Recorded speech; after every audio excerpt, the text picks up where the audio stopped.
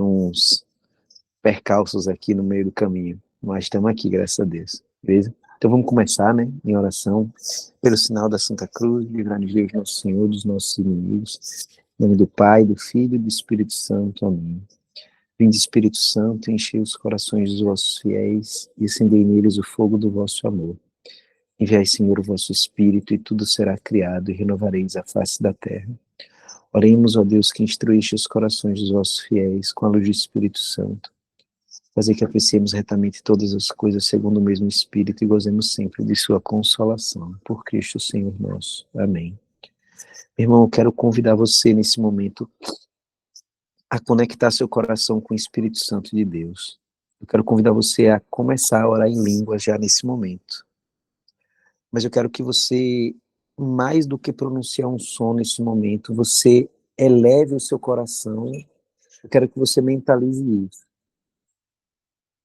Eleve o seu coração em oração com o Espírito Santo.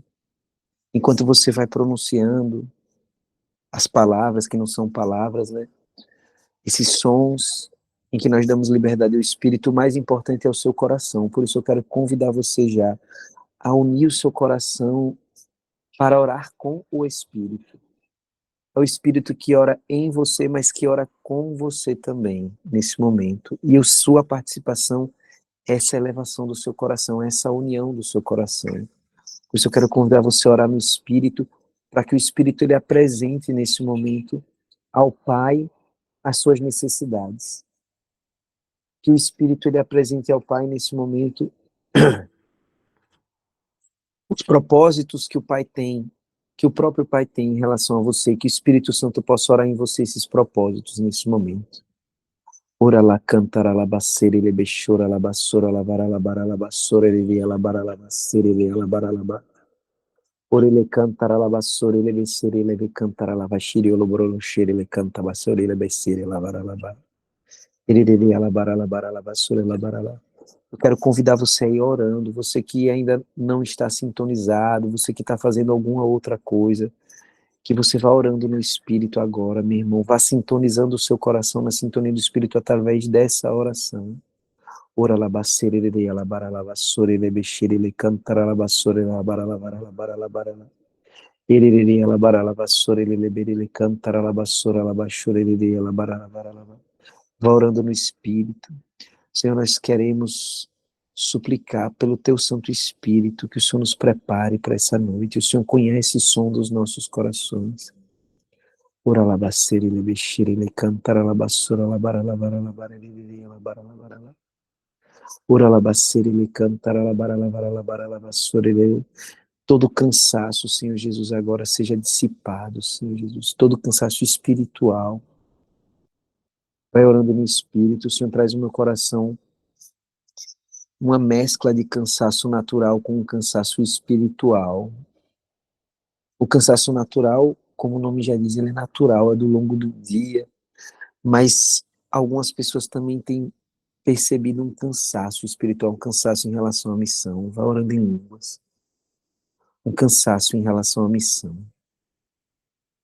Um cansaço em relação à rotina, às exigências desse estilo de vida. Vá orando em línguas, meu irmão, unindo o teu coração ao Espírito Santo de Deus, para que o Espírito Santo de Deus, ele ore em você, apresentando ao Pai esse cansaço. Ora labaceira, ele cantará labassora, labaxira, ele alabara, labara, labassora, ele alabara, labara, ele alamara, cantará labassora, ele alabara, labara, labara, labara, labara, labara, labara, labaceira, ele alabara, labara. Urile berele cantara la basura la bara la bara la bara la bara la bara la basile la bara la bara la bara. O Senhor traz ao meu coração corações que necessitam amolecer para o perdão. A expressão é essa. Corações que estão como que não completamente endurecidos, mas a imagem que Deus me dá é como se algumas crostas fossem se formando sobre alguns corações. E essas crostas, essa necessidade de perdão é em relação a situações, fatos, da missão Jovens Sarados, da missão que você está inserido, de pessoas com quem você tem relacionamento na obra, na sua região. Orando no Espírito para para poder que o Espírito, ele vá trabalhando isso em seu coração. O Espírito Santo traz também ao meu coração não só pessoas que precisam perdoar, mas pessoas que precisam reconhecer. Preste atenção no que eu estou falando, vai orando no Espírito. Precisam reconhecer a necessidade de se reconhecer os seus próprios erros, suas próprias falhas, enquanto líderes, ou enquanto servos. Mas o Senhor traz ao meu coração essa necessidade da humildade e do reconhecimento. Ora labaceira, ele cantará labara, labara, labara. Isso é muito forte, a necessidade da humildade para reconhecer os próprios erros, para iniciar um processo de reconciliação. Eu tenho certeza que há pessoas que percebem que essa palavra é para você, meu irmão, essa palavra. Ora labaceira, ele cantará labara, labara, labara, labara, labara, labara, labara, labaceira, ele labara, labara. Ele canta basora labaxere, vai orando no Espírito, meu irmão, unindo o teu coração ao Espírito de Deus. Sustenta essa oração. Sustenta o foco, a união com o Espírito. Ora labacere, leberere, cantara labara, labara, labara, labacere, labara, labara, labara, labara, labara. O Senhor traz ao meu coração algumas meninas. É uma palavra direcionada a mulheres que tiveram quedas na área da sexualidade.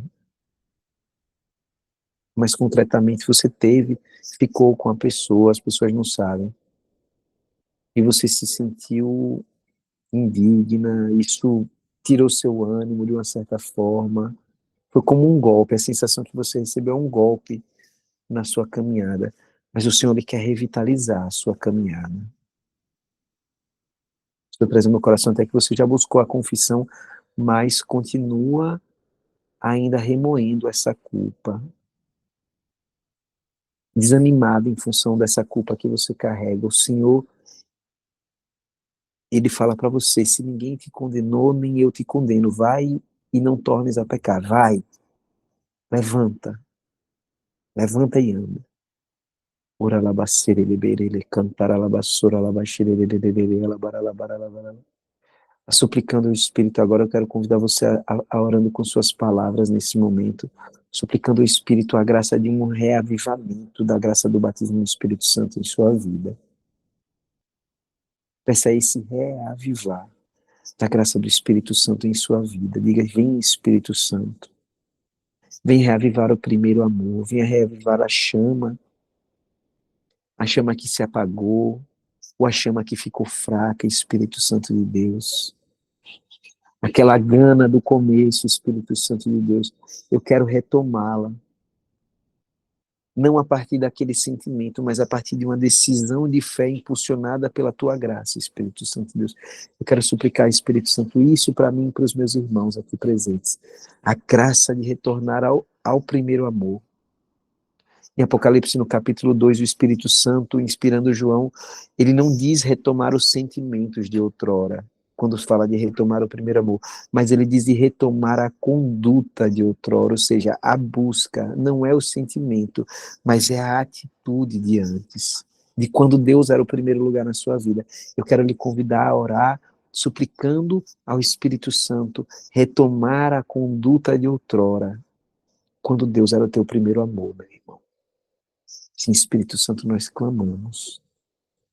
Nós clamamos, Espírito Santo.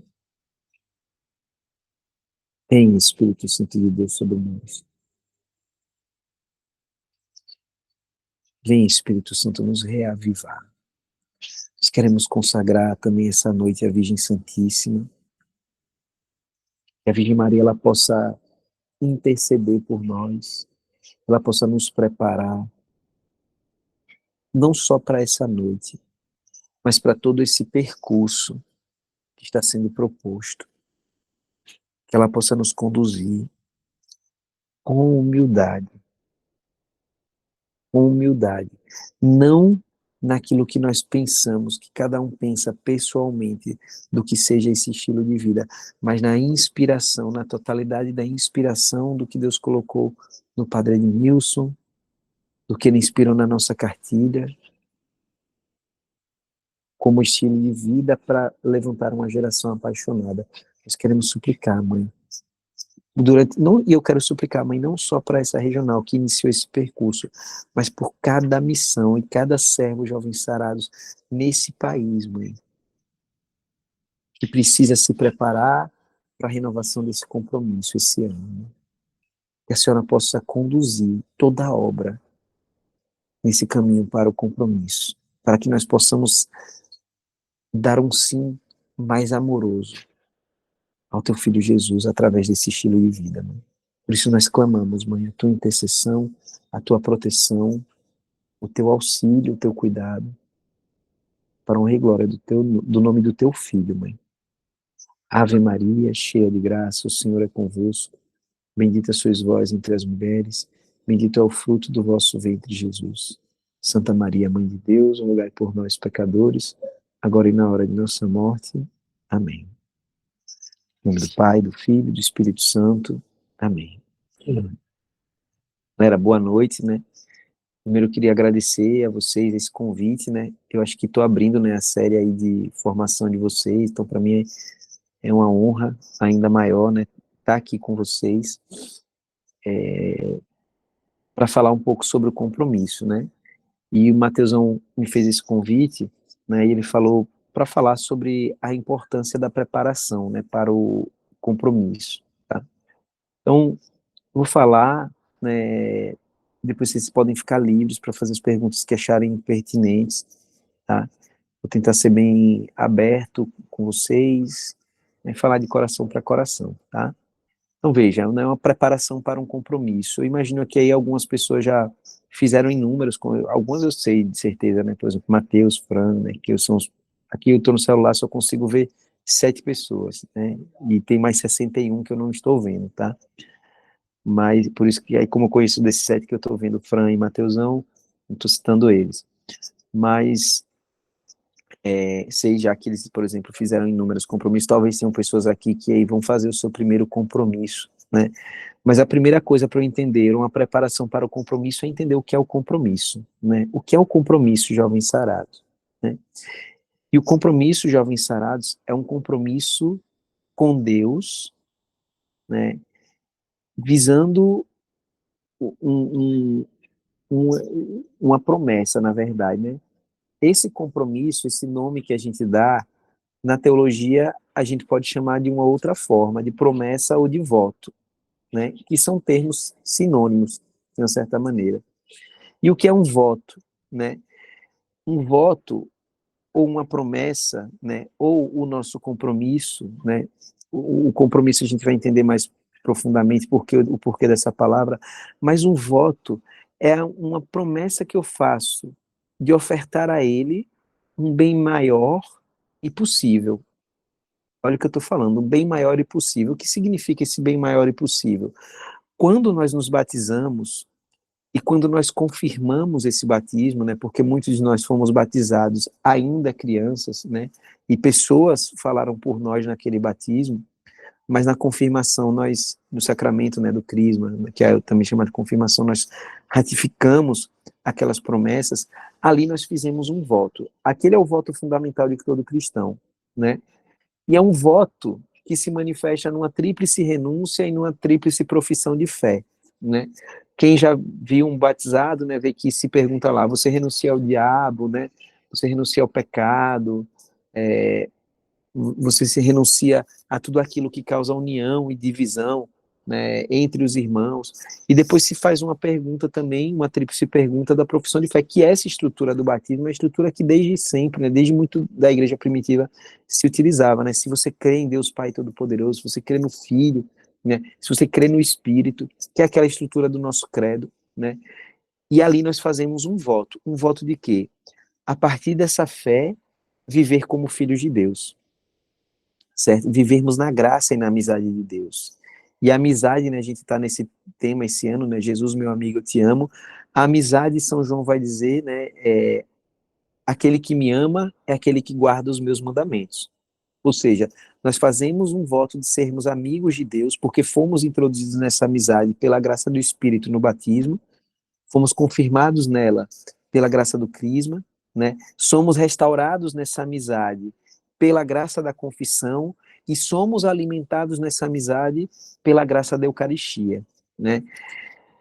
E nós, então, o batismo é o voto fundamental de todo cristão, né? Em que nós nos comprometemos com Deus, nós prometemos, né, a Deus a que viveremos como filhos, tá? Só que na vida cristã é possível fazer outros votos. E esses outros votos consistem em uma oferta, né, de um bem possível que não são a exigência necessária do meu batismo. O que é a exigência do meu batismo? Viver como filho de Deus. É buscar a santidade. Mas essa é a exigência comum a todo ser humano. Todo ser humano ele é chamado a isso. E a partir do batismo, nós nos comprometemos com isso, certo? Quando eu peço à igreja o batismo, né, se pergunta no batismo aos pais, o que que você pede da igreja? Eu peço a fé da igreja. Eu peço a vida de Deus, a vida divina, né? Quando eu peço isso à igreja, eu estou pedindo consciente de que eu estou fazendo, que há uma exigência, certo? Mas esses votos, esse voto geral, ele não me condiciona, ele me condiciona de maneira geral, ok? Como filho de Deus, buscar a santidade. Mas é possível viver a vida cristã e fazer outros votos, né? Então, por exemplo, eu como cristão sou obrigado a viver a pobreza material? Não, certo? E é para alguns de nós, inclusive, né, essa pobreza material ela não deve ser buscada. Por exemplo, um pai de família, né? O pai de família ele precisa buscar o salário, certo? Por quê? Porque ele tem um dever de Estado. Que dever de Estado é esse? O dever de Estado correspondente a ser pai, né, é prover seus filhos, né? Pode ter uma contingência, uma situação, né, que a pessoa às vezes está desempregada, essas são as coisas que acontecem na vida, né? Mas não significa, por exemplo, Mateusão vai ser pai agora, né? Aí ele pensa assim, mas eu quero ser mais perfeito, então eu não vou trabalhar, porque eu vou viver só da pobreza, como um franciscano do início do movimento franciscano. Seria lindo isso, mas é completamente errado. Por quê? Porque Mateusão tem uma responsabilidade agora, né? Com ele, com o filho dele que vai nascer, né? Outros com fé em Deus que virão mais à frente. Então ele não pode viver esse voto.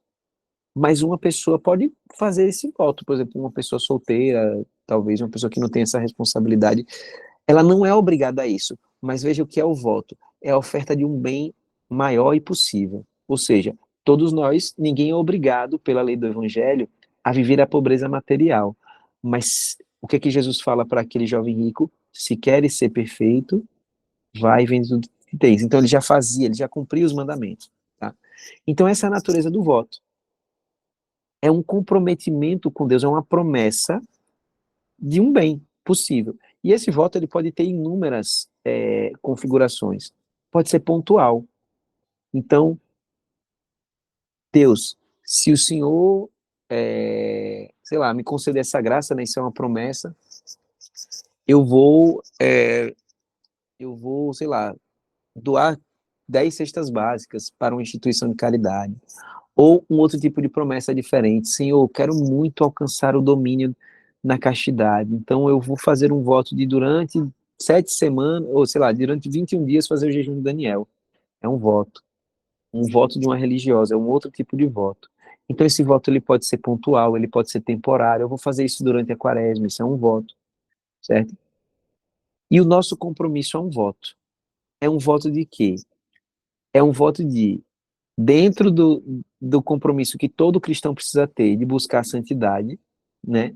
Dentro desse compromisso, eu quero dar um bem específico, uma oferta específica a Deus.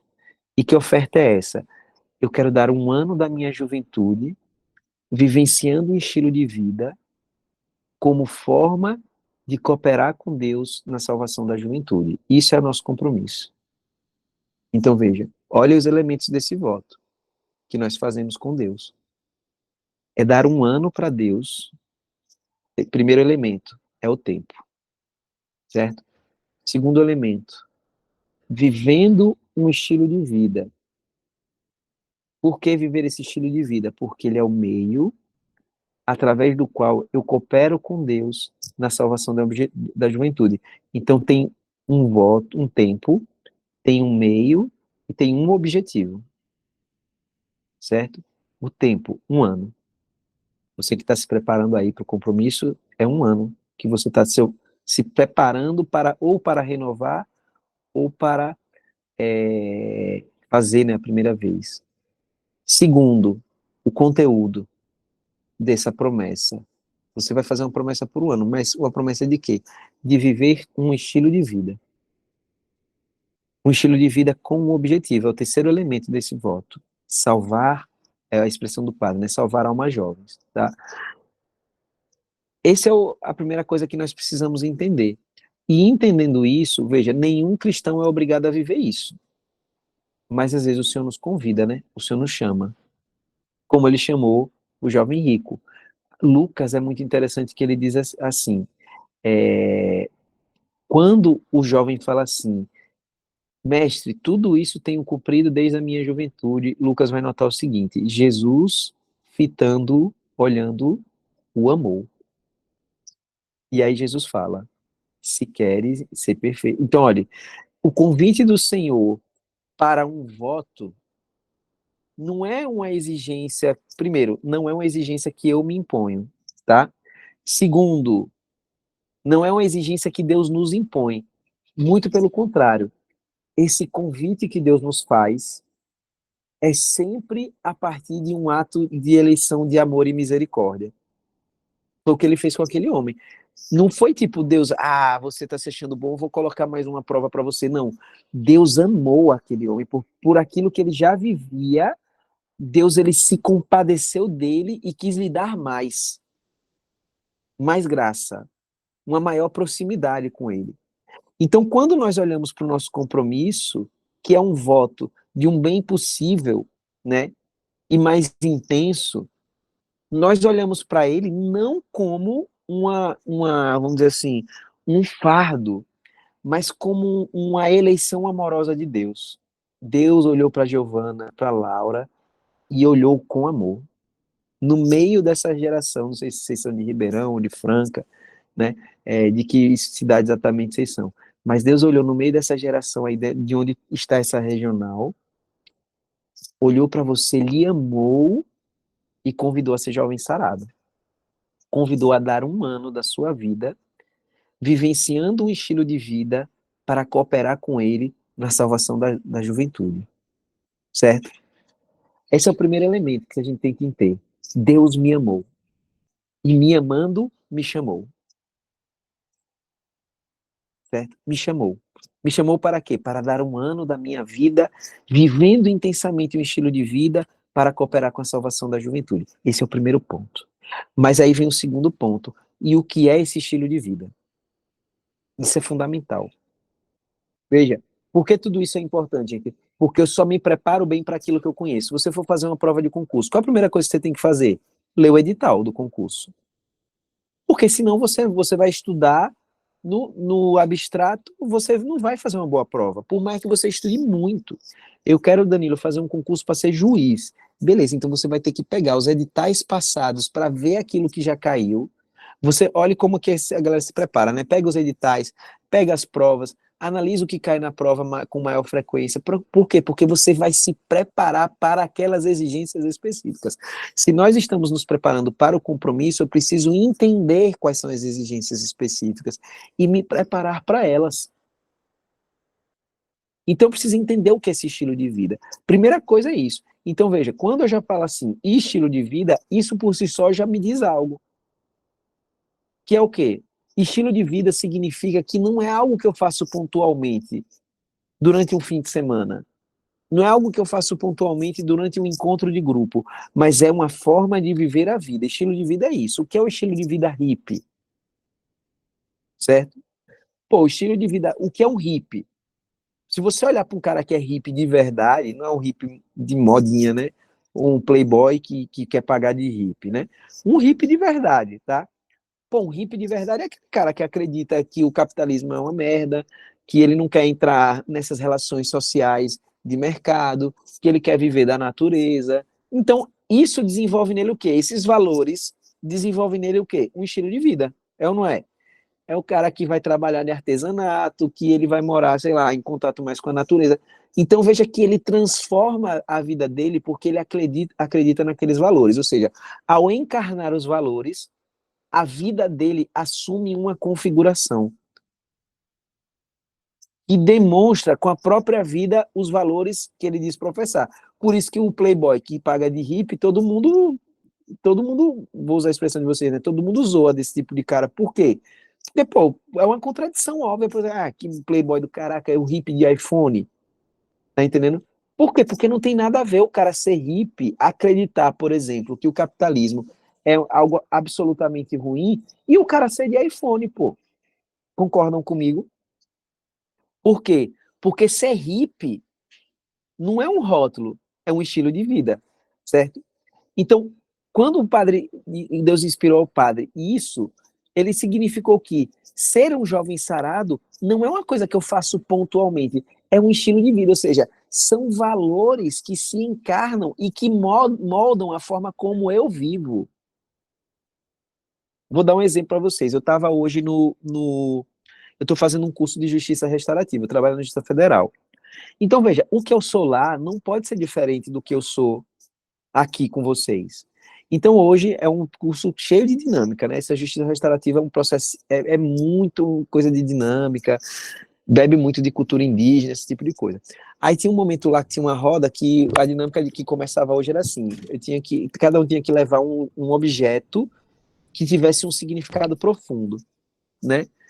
Então, qual foi o objeto que tinha um significado profundo para mim? A Bíblia.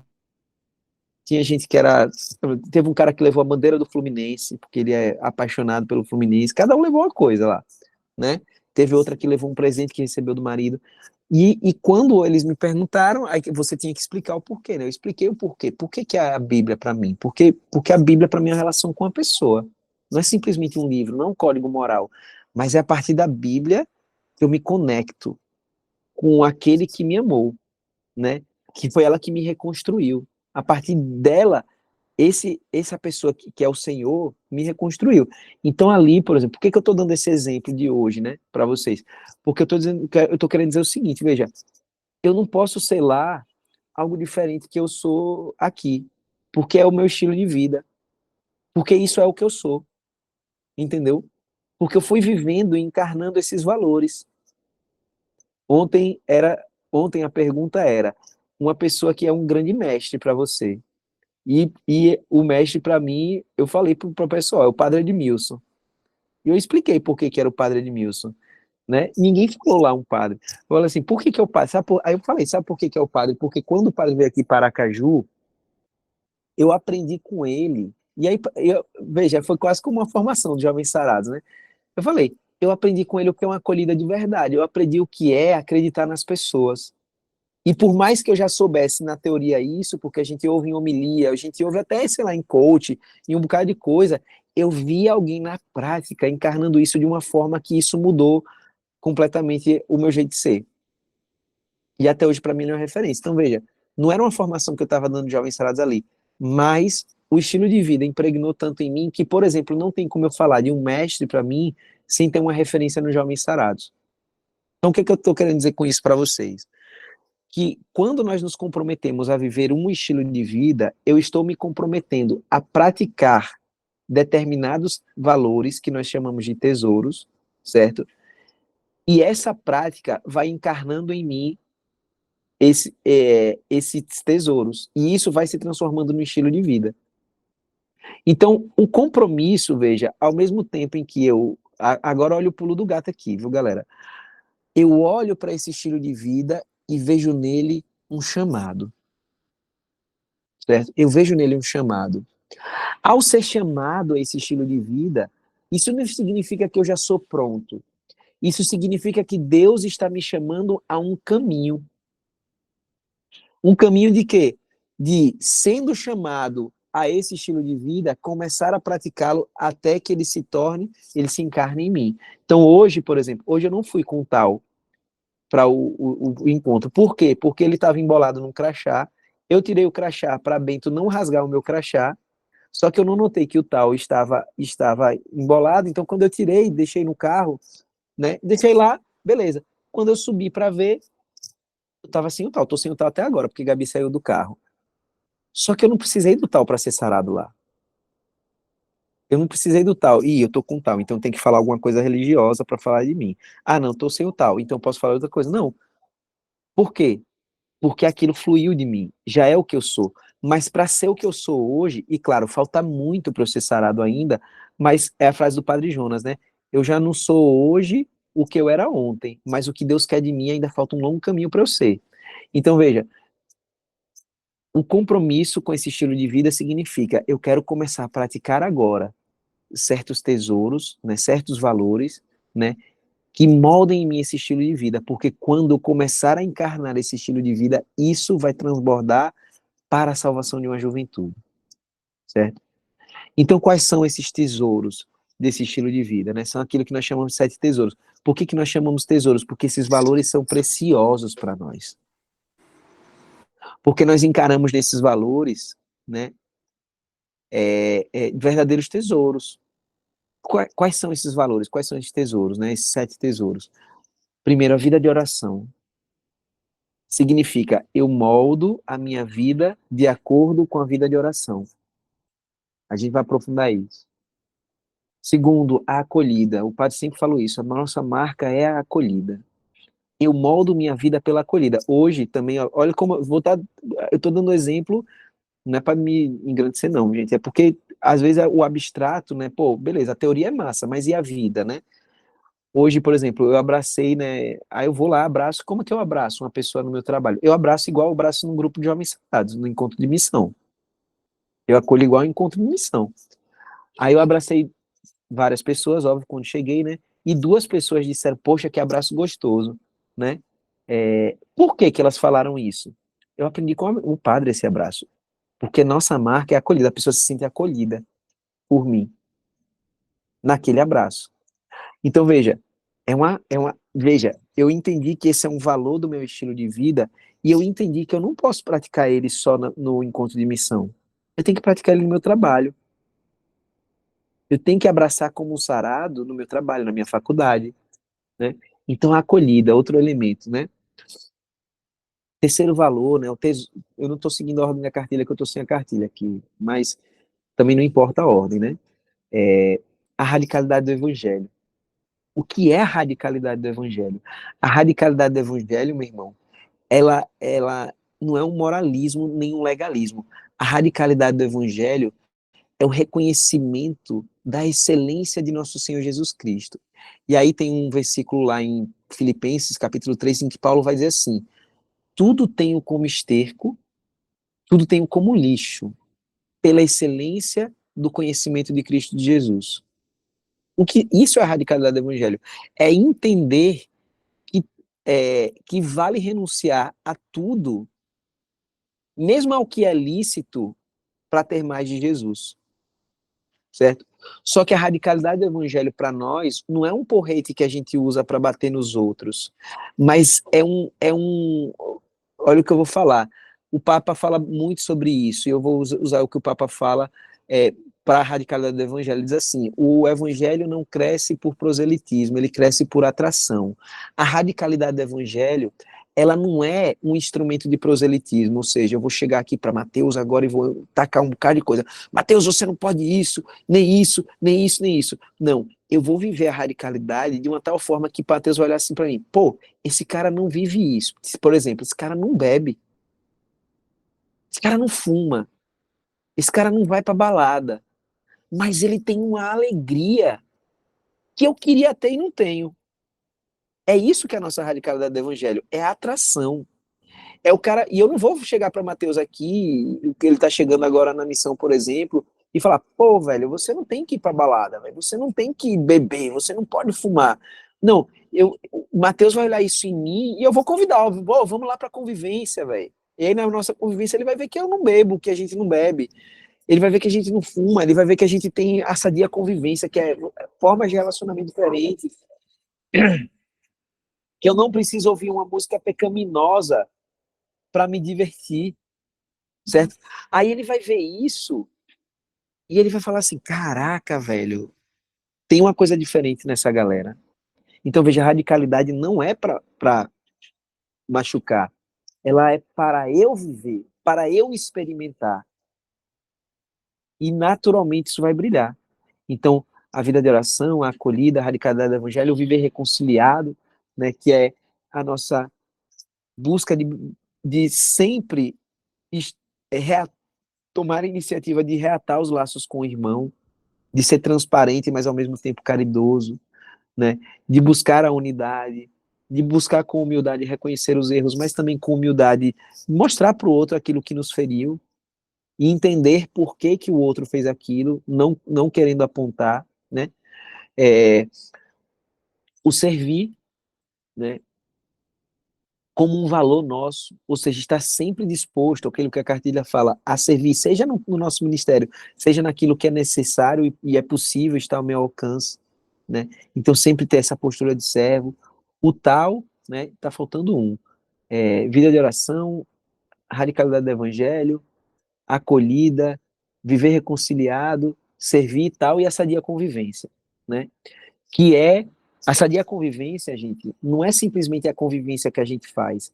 A sadia convivência é a forma como eu me relaciono com o outro a partir da minha condição sexuada e a partir das minhas feridas também. Então, por exemplo, digamos que eu tenho atração pelo mesmo sexo, certo? O que é a sadia convivência? É me relacionar com o outro sem segundas intenções. Eu tenho atração, não é o meu caso, mas estou dando uma hipótese. Eu tenho atração pela pessoa que tem o mesmo sexo que eu. Eu não sou chamado a viver essa dia convivência porque eu não sou hétero. Não. Eu vou me relacionar com homens e com mulheres não como objetos, não com malícia e segunda intenção. Tem uma frase de uma carta de São Paulo que ele diz, né? Nem entre vós não haja nem ditos maliciosos. Ou seja, eu não vou chegar para uma pessoa com segundas intenções, com toques com segundas intenções, com palavras com segundas intenções, mas sempre com retidão. Eu vou chegar para a Karina, né? E eu não vou tratar ela como objeto. Eu vou tratar ela como filha. Vou me relacionar como filha. Então, o abraço que eu dou, o olhar que eu lanço, a palavra, a mensagem, porque às vezes é uma coisa sutil. Um abraço pode ser um abraço malicioso, um abraço puro. E nós, através dessa dia convivência, exercitamos esse olhar de pureza. Exercitamos essa consciência de pureza. Eu vou dar um exemplo concreto agora negativo, né, do que aconteceu uma vez aqui na missão. Uma vez a gente estava tendo um acampamento, né, a missão acontece na Canção Nova de Aracaju, e aí naquele sábado à tarde, que era o dia do encontro de missão, não estava tendo encontro porque estava tendo a missa do acampamento, mas a gente estava ali servindo, né? E aí o que é que aconteceu? Chegou uma menina muito bonita, a menina era linda, né? Para o encontro de missão, mas ela não estava tendo encontro, ela ficou com a gente ali na missa. E eu lembro como hoje, estava eu, acho que estava assim, estava a menina, Gabi, minha esposa hoje, na época minha namorada, eu e dois irmãos do meu lado. E na hora da paz, né, é, os dois caras foram ao mesmo tempo, eles passaram eu, passaram Gabi e foram direto na menina, os dois ao mesmo tempo para dar um abraço. E ficou uma situação super horrível assim, né? E velho, e beleza, aquele constrangimento, né? Eu falei, velho, que esse cara vacilão, velho, que bizarro, né? Isso que os caras fizeram, beleza. A menina nunca mais voltou pra missão. Sabe por quê? Não sei. Eu também não posso entrar no pensamento dela. Mas uma das possibilidades é, talvez ela pensou, pô, eu fui para esse lugar para encontrar uma parada diferente. E eu encontrei aqui os caras com a mesma atitude que os caras teriam numa balada. Os caras me viram como um pedaço de carne. Isso não é sadia convivência. E por que que nós temos que encarnar essa sadia convivência? Lembra que eu falei no começo? Nós fazemos um compromisso com o estilo de vida por um ano, né? Para cooperar com Deus na salvação da juventude. Se aquele valor tivesse sido vivido naquela missa, talvez a gente tivesse salvo aquela alma. Espero que ela tenha se encontrado em outro lugar da igreja. Não sei se isso ocorreu. Mas quem sabe se aquela não era talvez a última oportunidade dela. E a ausência da vivência do estilo de vida, não sei porquê, não sei se talvez tem muito tempo, né? se eles não compreenderam bem, se eles compreenderam e não queriam viver, né? Mas a ausência daquele vivência, daquele momento, do estilo de vida, impactou na salvação daquela alma. Então veja, o que é o compromisso? É um compromisso com Deus, né? Para a salvação das almas, assumindo um estilo de vida fundamentado nesses 7 valores. E esses 7 valores, gente, assim como Jesus, ele resumiu a lei em 2 mandamentos, acho que Deus inspirou ao Padre 2 elementos que resumem esse estilo de vida, que é quando ele falou de paixão por Deus e paixão pelas almas. Então veja, o que é paixão por Deus? É ter fome e sede de crescer no amor de Deus, certo? E o que é paixão pelas almas? É ter em si, Filipenses 2, versículo 5, é ter em si os mesmos sentimentos de Cristo Jesus. Aí quando Paulo vai descrever esses sentimentos, ele não descreve sentimentos, ele descreve atitudes. Sendo Deus, não se apegou ao fato de ser Deus, mas livremente se humilhou, assumindo a condição humana. E foi mais abaixo ainda. E foi obediente, obediente até a morte e morte de cruz, certo? Por isso Deus soberanamente elevou. Então Paulo não descreve sentimentos, ele descreve atitudes. As atitudes demonstram o sentimento de Cristo. A paixão de Cristo pelas almas fez ele se encarnar. Mas não só se encarnar, fez se chegar à condição mais miserável que ele podia chegar só para nos alcançar. Paixão pelas almas é isso. É o sacrifício de vida. E não é um sacrifício de vida pontual. Foram 33 anos de vida ofertada de maneira perfeita ao Pai pela salvação das almas. Paixão pelas almas é uma oferta de vida pela salvação das almas.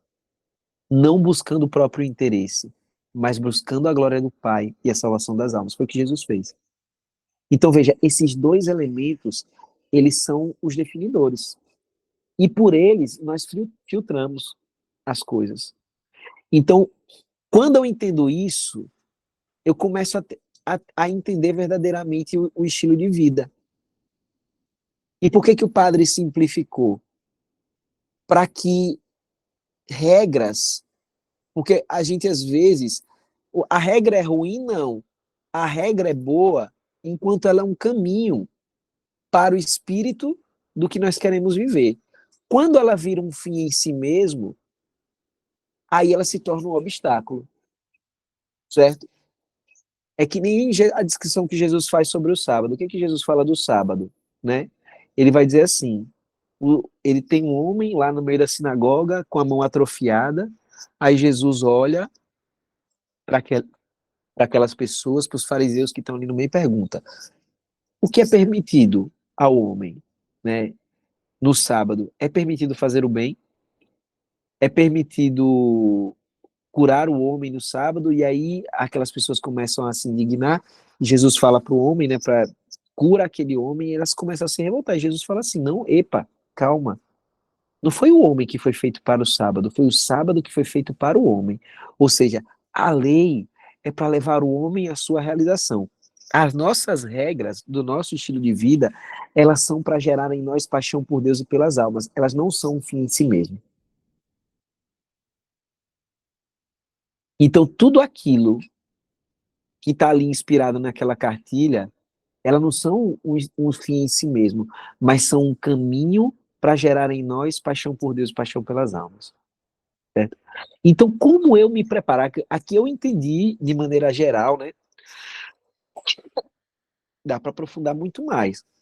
Eu escrevi um livro, né, sobre isso, Até Sermos Um, né, que vai aprofundando cada tesouro, vai aprofundando o estilo de vida, o compromisso. Quem não leu, se quiser, leia, né? O padre recomenda muito. Se o padre recomenda muito a leitura, então eu acho que está no caminho certo, né, o livro. Então, ali dá para aprofundar, já é uma forma de você se preparar também para o compromisso, né? Mas veja, sabendo o que é esse estilo de vida, né, o compromisso, e aí veja, o que é a palavra compromisso? É uma promessa que eu faço com alguém, é uma aliança. A nossa cartilha vai usar. O que é uma aliança? Sabe o que é uma aliança? É uma promessa mútua, uma promessa recíproca. O que é a aliança do matrimônio? Né? Aquela aliança ali simboliza algo, uma reciprocidade, uma aliança mútua que foi Mateus e Leire, quando se casaram, eu e Gabi, né? Mateus e Leire se fizeram promessas mútuas de quê? Prometo amar-te, respeitar-te na saúde da doença, blá, blá, blá, blá. Prometo receber os filhos que o Senhor enviar, certo? Uma série de promessas que um fez com o outro diante de Deus, certo? Mas então veja, quando nós fazemos um compromisso, nós fazemos uma promessa a Deus, mas Deus também se compromete com algo conosco. Se Ele nos chamou, Ele também se compromete. A que Deus se compromete? Deus se compromete com a graça necessária para vivermos o chamado que Ele realizou. Deus nunca vai nos chamar sem nos dar a graça necessária. E eu digo mais, sem nos dar a graça superabundante para realizar o chamado que Ele realizou. Mas esse, assim como Deus se compromete, nós nos comprometemos com o quê? Nós comprometemos a partir da promessa que fazemos a Deus de viver um ano esse estilo de vida. Então nós somos parceiros numa aliança, certo? Isso é o compromisso. E o que eu preciso fazer para me preparar? Aqui entra a importância da preparação. Jesus, quando fala do evangelho, ele vai dar uma parábola, vai fazer uma parábola que parece que não tem nada a ver com o evangelho, mas ela tem muito a ver com o segmento de nosso Senhor Jesus Cristo. Quando Jesus vai falar de segmento, ele conta duas parábolas. Ele diz assim: porque o reino dos céus é semelhante a um homem que foi construir uma casa. E, começando a construir, ele não percebeu que não tinha os recursos suficientes e essa casa ficou inacabada. E esse homem foi motivo de riso para os seus vizinhos. Aí depois Jesus vai dizer, porque o reino dos céus também é semelhante a um rei que saiu para guerrear com outro rei. E esse rei tinha 10.000 soldados e o outro tinha 20.000 soldados. E então o primeiro rei, ele envia uma delegação de paz, por quê? Para saber se é possível fazer a paz, porque ele entende a sua deficiência, né, numérica, a sua disparidade, a sua desproporcionalidade. Jesus é assim, é o reino dos céus. Você, peraí, Jesus, o que é que isso está querendo dizer? O que Jesus está querendo dizer? Jesus está querendo dizer assim, quando você ouvir o chamado de Deus, não tome uma decisão apressada. Não tome uma decisão por impulso. Entenda as exigências da decisão que você está sendo chamado a tomar. Por quê? Para que você não tome por impulso e fique no meio do caminho. Então isso é importante. Olha o que Jesus está falando. E isso serve para nós. Eu preciso entender a que Deus está me chamando. E entendendo aquilo a que Deus está me chamando, tomar uma decisão não por impulso, mas uma decisão consciente. Eu não quero fazer o compromisso porque eu acho tal bonito. Eu não quero fazer o compromisso porque, sei lá, várias pessoas legais que eu conheço e com quem eu gosto de conviver fizeram o compromisso. Eu não quero fazer o compromisso porque a galera tá me pressionando, porque às vezes acontece. No afã, né, e não é uma má intenção não, viu, gente? Não é uma má intenção muitas vezes, mas no afã de ver crescer, né, a missão, até de ver a pessoa dar um sim a Deus, a gente pressiona a pessoa, né? Mas faça, não, vamos fazer. Não, calma, eu não vou fazer o compromisso porque alguém está me pressionando. Eu vou fazer o compromisso porque ardeu em mim esse chamado, eu entendi as suas exigências. E entendendo essas exigências, eu resolvi dar sim ao Senhor.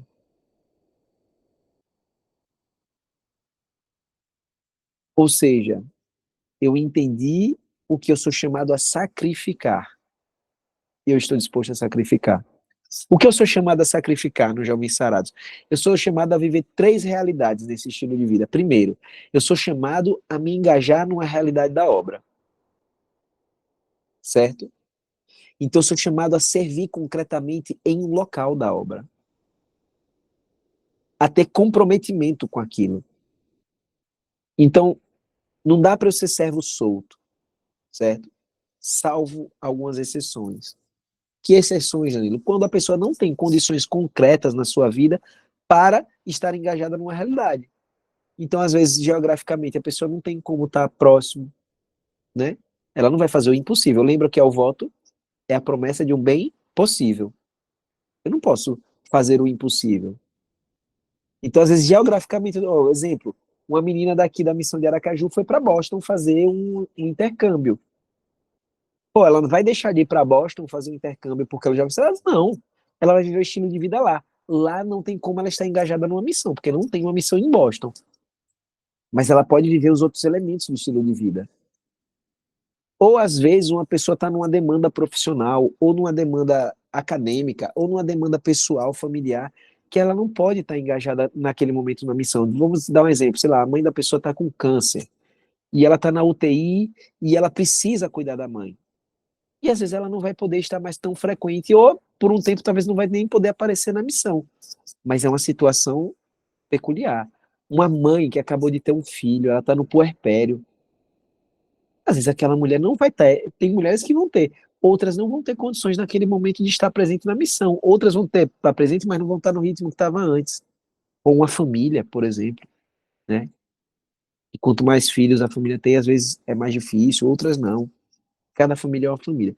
Eu estou dando exemplos, mas esses exemplos são exceções, são situações peculiares. O servo é chamado a estar engajado na realidade da obra, de acordo com as suas condições, né? Tem gente que tem muito tempo livre, tem gente que tem algum tempo livre, tem gente que tem muito pouco tempo disponível por causa das suas demandas da vida. Mas, independente de qualquer caso, a missão precisa ser uma prioridade, certo? O que significa a missão ser uma prioridade? Que eu faço o esforço possível para ela ser uma dimensão prioritária da minha vida. Não a única, mas uma das dimensões prioritárias. Então, por exemplo, o servo que nada a missão nunca é tão importante. Sempre tem alguma coisa que atravessa, eu preciso fazer uma interrogação. Vou renovar o compromisso. Ou vou fazer. Velho, se a missão de fato não é uma prioridade, tem uma, sei lá, tem um jogo de futebol, eu prefiro ir pro jogo de futebol. Tem uma atividade X, tem atividade Y. Sempre tem coisas que são prioridade, talvez eu não seja um servo jovem sarado. Não quer dizer que não vai ter coisa, sei lá, vai ter o aniversário da sua mãe, da sua avó, vai estar toda a família reunida. Pô, se você vai faltar ali, normal, acontece. A gente precisa ser sarado também na família, né? Mas se sempre tem qualquer coisa, a sua missão, ela nunca é prioridade, você não é um servo do jovem sarado. Você precisa começar a fazer esse discernimento. Se você não faz sacrifícios para estar engajado, você precisa fazer uma interrogação. Será que eu sou mesmo que eu quero mesmo gastar a minha vida por um ano para evangelizar a juventude? Esse é o primeiro elemento. Segundo elemento, está disposto a ser formado. O que é esse estar disposto a ser formado? Lembra que eu falei, nenhum de nós é 100% sarado ainda. Eu não sou 100% sarado, eu tenho 10 anos, eu acho, de sarado. 10 anos? Não, 9. 9 anos de sarado. Eu não estou 100% sarado, tem muito longe de estar 100% sarado. Tem coisas ainda a que eu preciso me deixar lapidar, né? Nós todos vamos viver a vida inteira nesse processo. E me permitir ser formado, me engajando às vezes numa célula, indo para as formações, né, participando de um momento como esse, isso é um elemento do nosso estilo de vida. Porque eu preciso ter a humildade de que eu preciso aprender. Até hoje eu aprendo a viver o estilo de vida. Pô, Danilo, mas você escreveu um livro. Primeiro que eu não sou fundador, mesmo tendo escrito o livro. Segundo que mesmo tendo escrito o livro, um livro ali são coisas que eu quero viver. Tem muita coisa ali que eu vivo, tem muita coisa que é o que eu quero viver. Que Deus já me deu a compreensão, mas eu ainda não coloquei 100% em prática. Terceiro, que tem coisas ali, que tem coisas do estilo de vida que não está ainda na minha compreensão e que se eu me abrir a Deus, Deus vai me dar uma compreensão mais profunda no futuro, para eu viver melhor. Eu tenho que ter essa consciência. Terceiro elemento é estar engajado numa realidade de serviço. Eu preciso estar engajado. Servo é aquele que serve, né? Sei que vocês gostam muito de usar a palavra missionário, né? Eu lembro que eu estava até fazendo memória hoje disso, quando estava pensando na formação aqui para vocês, porque quando ia começar as servas, que não tinha nome de servas da alegria, o padre sabia que ia ser alguma coisa da alegria. E aí, conversando com o padre, eu dei a ideia, né? Padre, por que não coloca missionárias de Nossa Senhora da Alegria, né? Aí o padre, vou pensar aqui e tal. Opa, filho, não quero missionárias não, vai ser servas. Essa palavra servas para o senhor, para o padre é cara, né? Por isso que ela está na cartilha até hoje, né? Cartilha de servos. Servo, meu irmão, é aquele que serve. Servo, não estou falando que é errado vocês usarem e nós usarmos a palavra missionário, não. Eu não interpreto dessa forma, não, mas eu quero chamar a atenção para a palavra servo. Servo é aquele que serve. Você se preparar para um compromisso JS é entender que, via de regra, né, eu falei que há exceções, mas você precisa entender que você é chamado a estar engajado numa dimensão de serviço na obra. E as palavras do Novo Testamento para falar de servo, elas nos ensinam muito. Uma das palavras, diáconos, né? Diáconos, que é a palavra que originou diácono hoje, né? É aquele que faz o serviço da casa, que administra as coisas para quê? Para que o Senhor tenha tudo organizado em sua casa. Nós somos diáconos do Senhor, ou seja, nós servimos para que o Senhor ele se sinta bem naquela casa. Doulos é outra palavra, você deve ouvir da palavra doula, né? Doulos é o escravo, que está ali do lado do Senhor para atender o seu mínimo desejo. O escravo doulos, né? Quando se usava essa palavra, não era qualquer tipo de escravo, mas era aquele escravo de confiança do Senhor, que ficava, era como que o braço direito dele, que estava pronto e disponível para atender aos desejos mais imediatos daquele Senhor. Isso é um servo, é um doulos, certo? Nós somos chamados a ser isso. Concretamente, nos colocando a serviço da missão em que nós estamos. E isso exige de nós um sacrifício, né? Por exemplo, hoje eu sou servo estando na formação geral e na coordenação geral dos Jovens Sarados. E, inclusive, veja o que eu vou falar agora, viu, gente? Preste atenção no que eu vou falar agora.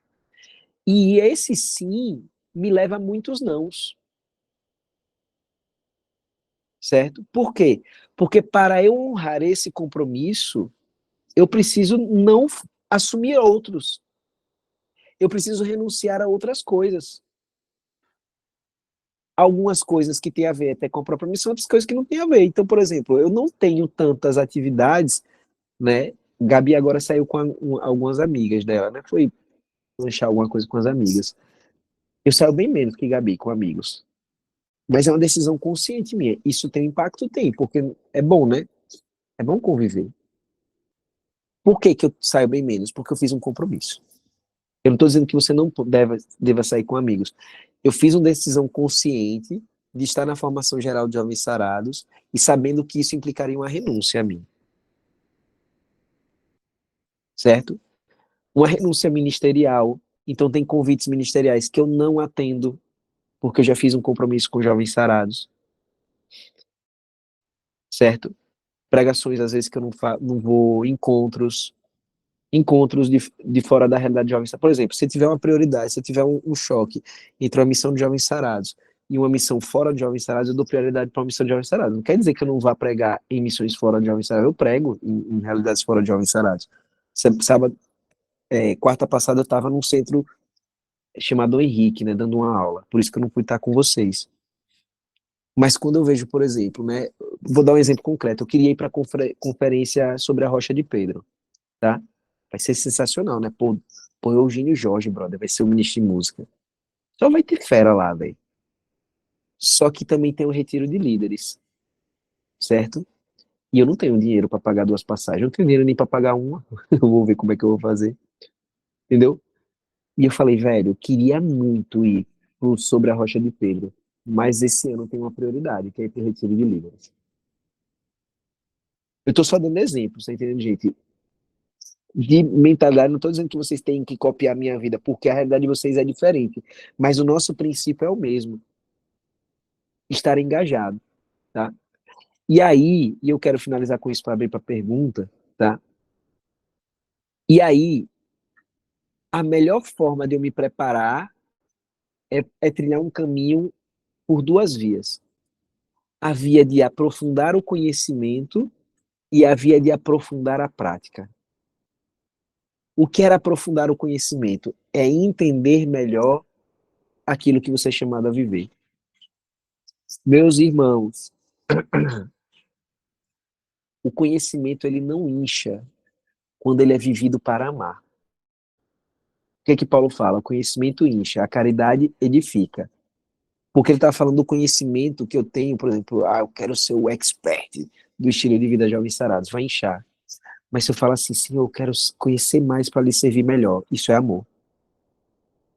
Eu quero conhecer mais para ajudar os meus irmãos a viverem melhor também, isso é amor. E esse conhecimento, ele é muito salutar, né?